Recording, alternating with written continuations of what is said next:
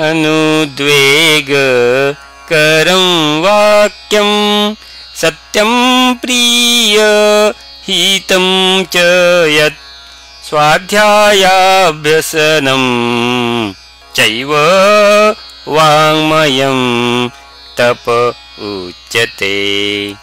वाङ्मयं तप उच्यते। कृष्णाई अध्याय 17।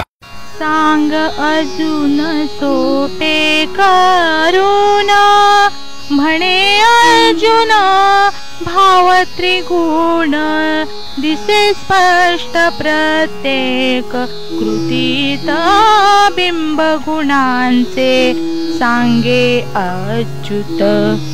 तीन जनांचे देवही भिन्न असुर राजस सात्विक सूर तामसिनी पूजिती पिशाच भिन्न हि त्यांचे तसे आहार मधुर माफक रुची सात्विक राजसारुचे तिक्त दाहक प्रियतामसा अन्न निषिद्ध जसा आधाशी सेवी अशुद्ध।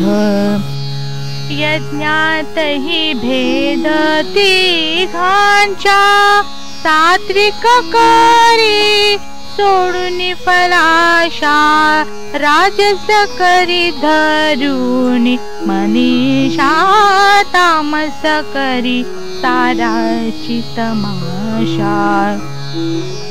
तपतसेची भिन्न तिघांचे सत्य सश्रद्ध सात्विकाचे गौरवास्तव राजस घडे ध्येय परपीडा तामसाचे।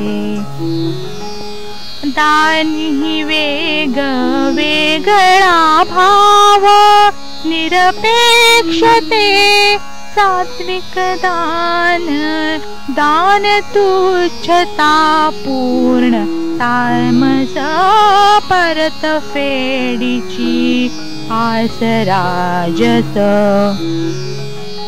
सार सुकर्माचे ओम तत्सत क्रिया सर्वती ब्रह्म समर्पित ओम उच्चारुनी जी प्रारंभित अंतिटिके फलाशा विरहित अंतिटिके फलाशा विरहित।